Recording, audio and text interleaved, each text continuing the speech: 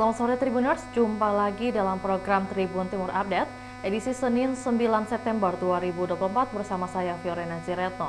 Beragam informasi akan kami sajikan dari kabupaten kota yang ada di Provinsi Sulawesi Selatan.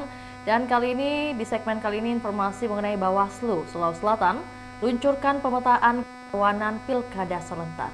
Dan untuk informasi lebih lengkapnya, berikut laporan dari jurnalis Tribun Timur, rekan Renaldi dari Kota Makassar. Selamat sore rekan Renaldi. Baik, selamat sore rekan Vio.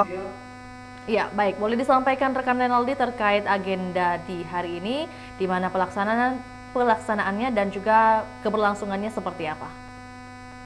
Baik, terima kasih rekan Vio dan tentunya selamat sore untuk para tribuners dimanapun Anda berada. Benar sekali, tadi sekitar pukul 10 waktu Indonesia bagian tengah, di mana Badan Pengawas Pemilu Sulawesi Selatan memetakan kerawanan pemilihan serentak 2024 di Sulawesi Selatan, di mana kegiatan itu berlangsung di Hotel Harper, Jalan Perintis Kemerdekaan Kota Makassar, di mana juga tadi pada saat pemetaan tentu banyak stakeholder yang turut hadir pada acara launching pemetaan peta kerawanan oleh Bawaslu Sulsel tersebut.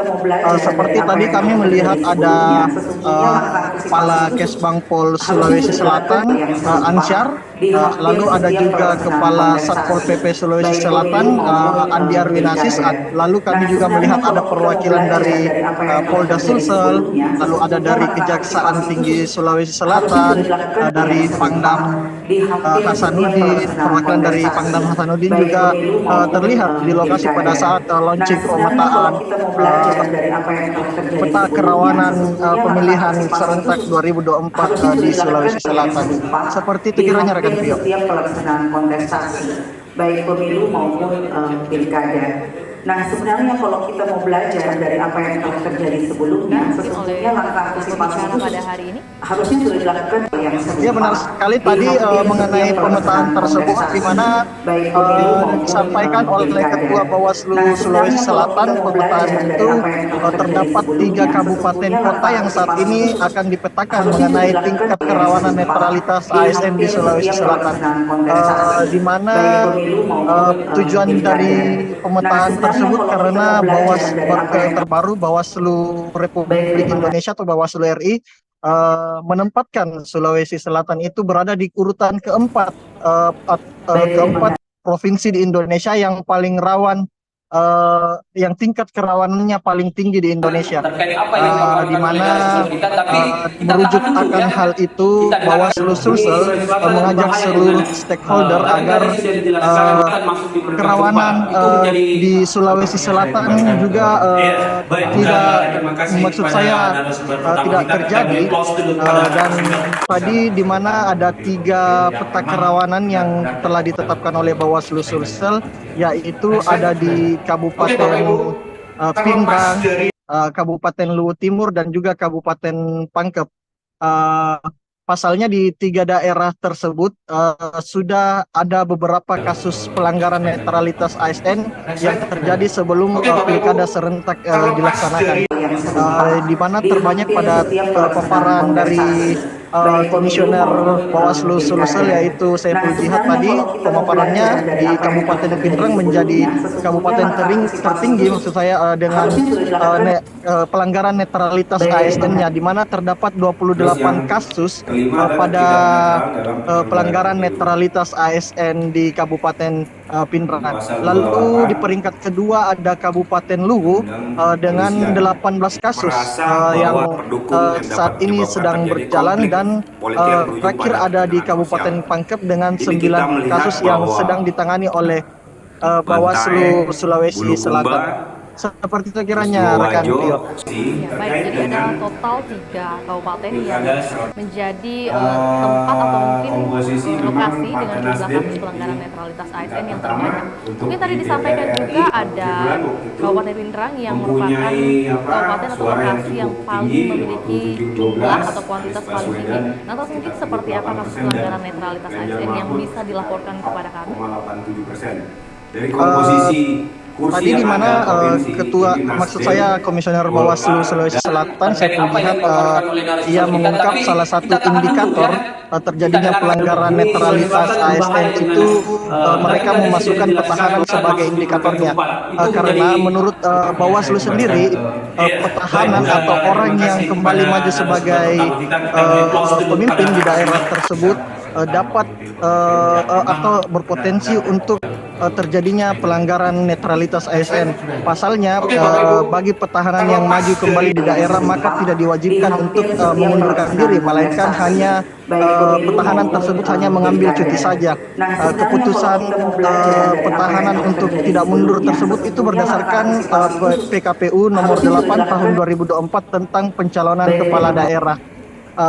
Sedangkan kita ketahui di Sulawesi Selatan sendiri ini banyak petahanan yang kembali maju, seperti halnya di kontestasi pemilihan gubernur Sulawesi Selatan, di mana petahanan gubernur Sulawesi Selatan yaitu Andi Sudirman Sulaiman kembali maju di Pilgub Sulsel. Ia menghadapi Dani Pomanto yang saat ini juga menjabat sebagai wali kota Makassar. Namun Andi Sudirman Sulaiman saat ini masa jabatannya telah selesai sebagai gubernur pada tahun 2023 kemarin, sedangkan Dani Pomanto masih menjabat sebagai wali kota Makassar saat ini. Kemudian pada pemilihan Bupati Pangkep, itu ada Yusran Nulagau yang juga kembali maju untuk memimpin daerah tersebut. Dia adalah petahanan atau bupati di Pangkep.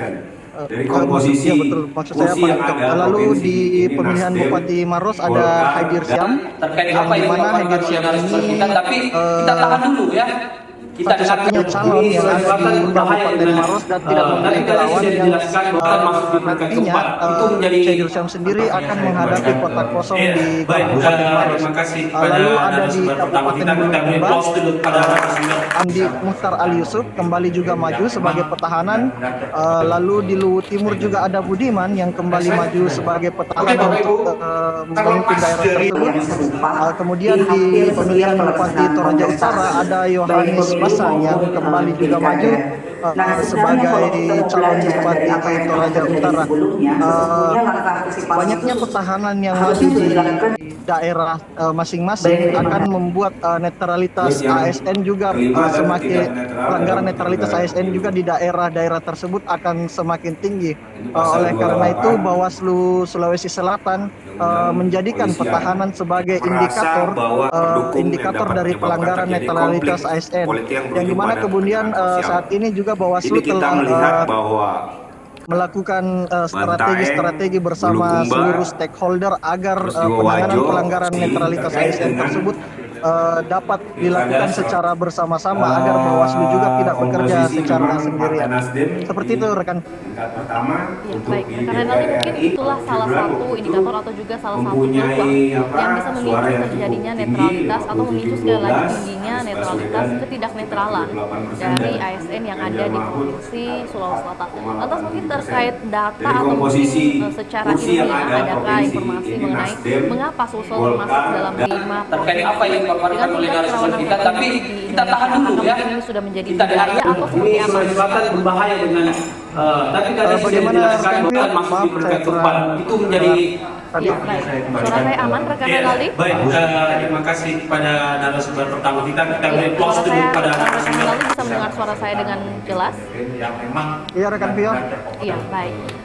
Terkait Sulawesi Selatan yang termasuk dalam 5 provinsi dengan tingkat kerawanan tertinggi di Indonesia, adakah informasi secara ilmiah atau mungkin data yang disampaikan dalam perbincangan hari ini mengapa Sulawesi Selatan bisa masuk dalam 5 provinsi tersebut, dan apakah ini sudah menjadi budaya atau seperti apa?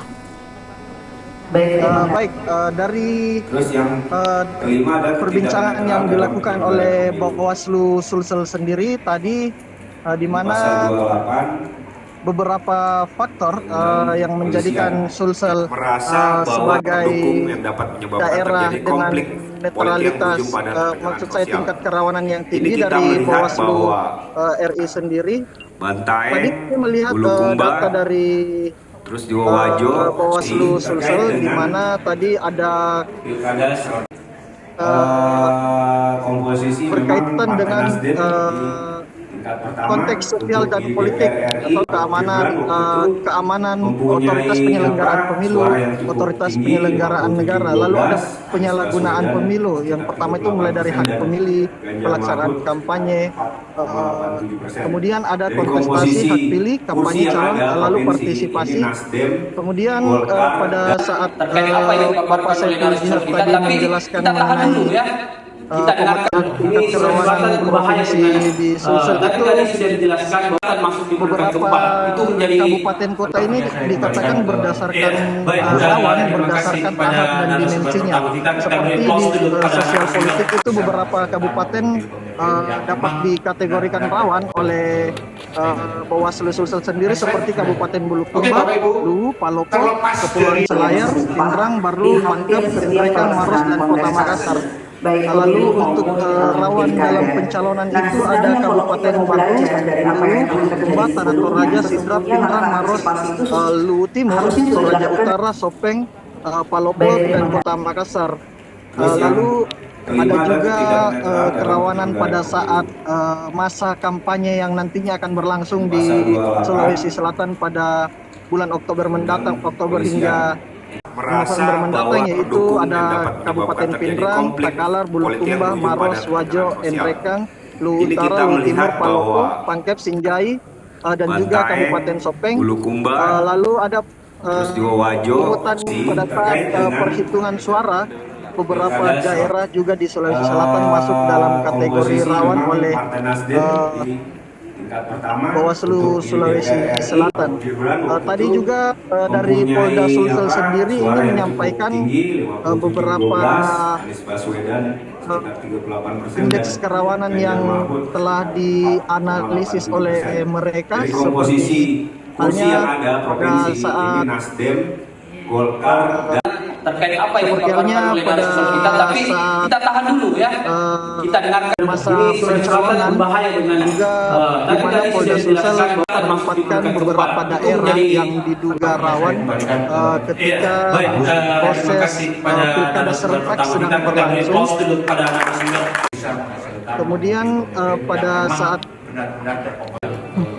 Kemudian juga pada saat pemungutan suara, Polda Sulsel juga sementara ini sedang menyusun TPS-TPS yang dirasa akan terjadi kekacauan, maksud saya kerawanan saat pemilihan sedang berlangsung.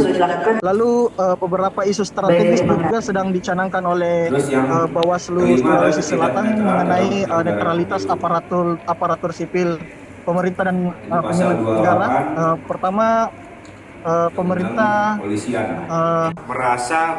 dalam pelaksanaan pemilihan hendaknya menjadi prioritas untuk seluruh stakeholder dalam mengawal netralitas ASN mengenai persoalan kemandirian dalam pemilu, pelanggaran kode etik penyelenggaraan pemilu, serta potensi mobilisasi keterlibatan ASN pada pemilihan umum 2024 mendatang. Lalu ada praktik politik uang juga yang sedang dicanangkan mengenai isu strategis dari Bawaslu Sulsel sendiri, seperti penggunaan uang digital atau kartu elektronik hingga kebutuhan sehari-hari yang saat ini sedang disusun strateginya oleh Bawaslu Sulsel agar pelanggaran-pelanggaran seperti itu tidak terjadi pada saat pilkada serentak 2024 mendatang. Kita tahan dulu ya.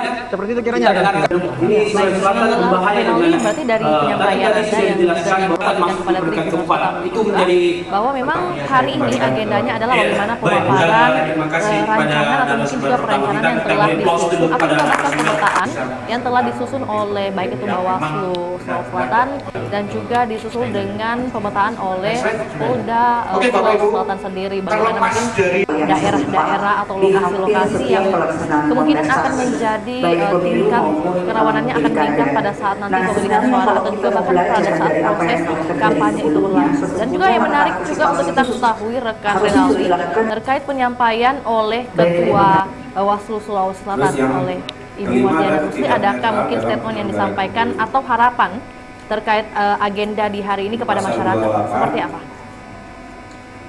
Tadi Ketua Bawaslu Sulawesi Selatan Mardiana Rusli sendiri mengatakan mengenai pemetaan kerawanan yang terjadi di Sulawesi Selatan yang telah dikeluarkan oleh Bawaslu Sulsel, bahwa Sulsel menjadi daerah yang dengan tingkat kerawanan tertinggi. Ia menyampaikan mengenai Sulsel dengan tingkat kerawanan tertinggi bukan karena pada saat pemilu 2024 kemarin, pemilu presiden dan pemilu legislatif kemarin yang dilaksanakan pada bulan Februari 2024, Sulsel itu masuk dalam kategori aman, di mana Sulsel berada di peringkat kelima pada saat pemilu kemarin. Namun pada saat jelang pemilu kada 2024 pada 27 November mendatang, Sulsel menjadi daerah yang cukup rawan. Hal itu bukan berarti bahwa kata Mardiana itu bukan berarti bahwa mereka khawatir mengenai kerawanan yang ada di Sulsel. Melainkan hal itu menjadi early warning agar mereka dapat lebih siaga di setiap daerah masing-masing untuk melakukan pengawasan yang lebih maksimal lagi. Lalu juga dia meminta keterlibatan seluruh pihak agar ikut berpartisipasi, khususnya masyarakat sipil yang nantinya akan ikut memilih, agar ikut berpartisipasi untuk mengawasi seluruh tindak pelanggaran yang nantinya berpotensi akan terjadi pada pemilu 2024 mendatang. Baik itu pemilih yang memiliki hak suara maupun pemilih yang belum memiliki hak suara, Mardiana meminta untuk seluruh stakeholder dapat terlibat dalam pengawasan pemilu kada 2024 mendatang. Seperti itu kiranya rekan. Iya, baik. Tentunya statement yang disampaikan rekan Renaldi mewakili apa yang sudah disampaikan Ketua Bawaslu Sulawesi Selatan, sangat jelas pada kesempatan hari ini, dan semoga bisa direalisasikan juga oleh seluruh masyarakat yang ada di Sulawesi Selatan. Terima kasih rekan Renaldi atas informasinya. Kami menunggu update terbaru dari Kota Makassar yang akan dilaporkan oleh rekan Renaldi. Untuk itu selamat kembali bertugas. Baik Tribuners, kami akan tayangkan cuplikan liputan kita di sore hari ini, juga pernyataan dari Ketua Bawaslu Sulawesi Selatan Mardiana Rusli serta Komisioner Bawaslu Sulawesi Selatan Saiful Jihad. Berikut laporannya, selamat menyaksikan. Gibran waktu itu mempunyai suara yang cukup tinggi, 57-12, Anies Baswedan sekitar 38% dan Ganjar Mahfud sekitar 4,87%. Dari komposisi kursi yang ada provinsi ini, Nasdem, Golkar, dan terkait apa yang dipaparkan oleh narasumber kita, tapi kita tahan dulu ya. Kita dengarkan. Ini Sulawesi Selatan berbahaya dengan tadi sudah dijelaskan bahwa akan masuk di peringkat keempat. Itu menjadi saya kembalikan ke baik.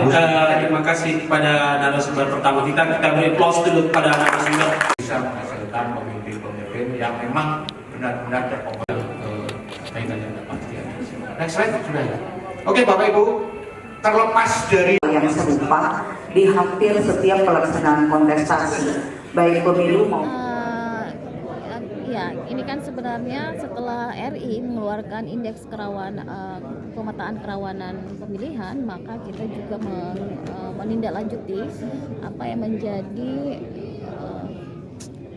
poin dari yang diluncurkan, bahwa Sulsel berada pada kerawanan 5 besar kerawanan tinggi. Tentu saja ini juga kita sampaikan kepada para pihak, ada situasi yang harus kita kendalikan bersama dalam konteks kerawanan ini. Ini bukan berarti kita khawatir ya, tetapi ini menjadi early warning kita semua agar lebih siaga di daerah masing-masing. Kita tahu bahwa grafik penanganan pelanggaran, kemudian kita belajar pada pemilu lalu, tingginya pemungutan suara ulang, kemudian banyaknya penanganan pelanggaran masa kampanye, itu adalah semua referensi yang memperkuat posisi pengendalian dan pengawasan kita di beberapa daerah. Nah, stressing kita ada di beberapa daerah yang juga rawan cukup tinggi dari sisi netralitas aparatur sipil negara.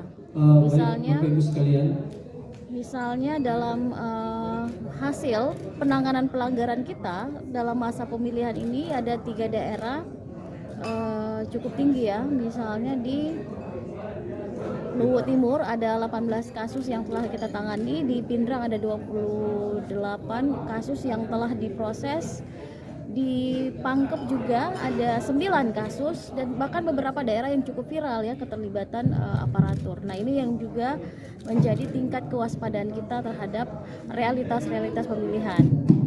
Tentu saja harapan kita dengan pelibatan para pihak, mulai paslon, kemudian partai politik, pemerintah, agar lebih sigap dalam situasi pengendaliannya. Kita berharap bahwa situasi pemilihan ini juga menjadi efek baik dari fase pemilu kemarin, di mana Sulsel termasuk daerah yang relatif aman dalam setelah pasca pemilu. Nah, kita juga berharap pemilihan ini memberikan grade yang baik bagi Sulawesi Selatan. Jadi tadi sudah disampaikan oleh Pak PJ bahwa akan ada integrasi dalam bentuk intervensi kegiatan di beberapa titik yang dianggap rawan. Nah, ini ada kan di antara Kabupaten Sulawesi Selatan ini yang kota kosong ya. Nah, bagaimana dengan kemungkinan kerawanan yang bisa terjadi di wilayah yang pemilihannya? Konflik sosialnya mungkin akan tinggi untuk daerah yang kota kosong. Apalagi beberapa waktu lalu ada perubahan skema paslon ya dengan TMS-nya. Tapi ini juga menjadi peringatan kita bahwa ketika berkiblat dengan situasi Makassar di kota kosong kemarin, apakah konflik sosialnya akan meruncing? Kita berharap tidak terjadi, maka kita juga akan melakukan pengendalian program kerja dengan mendorong partisipasi pengawasan dan kesadaran berpolitik di kabupaten tersebut. Oke, terima kasih. Cukup ya? Tidak boleh lagi dia mengatakan saya tidak tahu jadi saya melanggar. Jadi kita harus sampaikan kepada semua ASN, semua jajaran aparatur, bukan hanya ASN, termasuk kepala desa. Sebenarnya yang belum muncul dari sini kepala desa, tinggi juga itu. Tapi itu masuk dengan aparatur sipil negara. Efek pengaruh ya Kak? Nah, kenapa kemudian kita masukkan salah satu indikator berkaitan dengan petahana atau keluarga petahana? Karena petahana ini yang punya kekuatan menggerakkan di bawah. Misalnya kalau dia masih bupati, masih wali kota, masih gubernur misalnya, maka dia masih memiliki kekuasaan untuk mengarahkan dinas-dinas terkait di bawah. Apalagi kalau dia cuma cuti ya? Iya, memang petahana cuti, tapi juga punya potensi. Petahana, anaknya petahana, istrinya petahana, ketika itu kan punya potensi juga, sehingga kita anggap ini adalah potensi. Bukan berarti mereka melanggar, belum tentu. Mereka melanggar, tapi kita anggap punya potensi karena punya kekuatan. Ada ruang kekuasaan untuk bisa menggerakkan aparat. Jadi kesimpulannya bahwa identifikasi dilakukan oleh Bawaslu untuk kemudian mengelaborasi, berkolaborasi dengan berbagai stakeholder. Iya, tujuan pemetaan ini kan ingin kita petakan mana titik rawan, supaya titik rawan ini kita bisa tutupi. Ditutupi dengan apa? Bawaslu berprogram. Mungkin Bawaslu tidak bisa maksimal, tapi mungkin bisa berkoordinasi dengan instansi mana. Misalnya hujatan di media sosial. Saya kira beberapa kabupaten ini saya lihat sudah siapa yang mesti tempat berkoordinasi Bawaslu? Ya tentu mungkin Kominfo, apa segala provider yang dalam koordinasi platform media sosial yang ada, supaya itu kita bisa kawal sama-sama. Nah, termasuk juga sekira kepada tim-tim teman-teman, supaya jangan kemudian perbedaan apa segala jangan saling menghujat lah. Misalnya pemetaan itu. Kemudian kita berkaca dari 2000 kemarin, banyak yang pemungutan suara ulang. Kenapa banyak?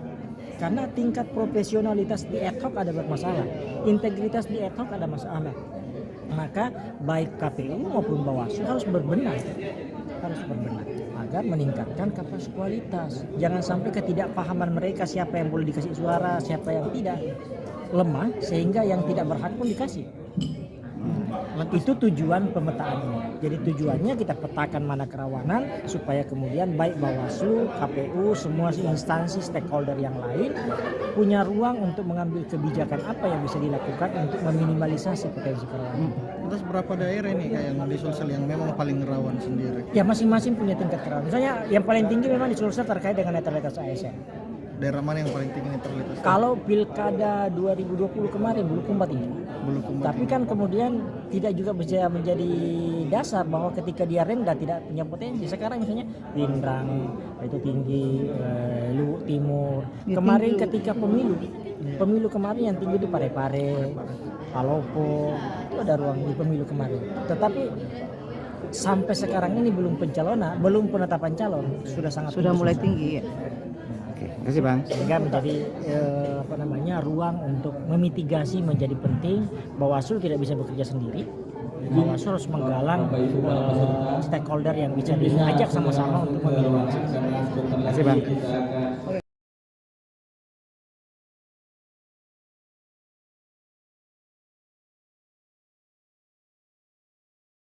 Menggalang stakeholder yang bisa diajak sama-sama untuk memilih. Terima kasih Bang. Demikian laporan Tribun Timur Update edisi Senin 9 September 2024. Tetap saksikan terus perkembangan terbaru dari berbagai daerah di Sulawesi Selatan hanya di kanal YouTube juga Facebook Tribun Timur. Untuk itu saya Fiorina Jiretno mewakili kru yang bertugas pamit undur diri. Selamat sore dan sampai jumpa. Download Tribun X sekarang, menghadirkan lokal menjadi Indonesia.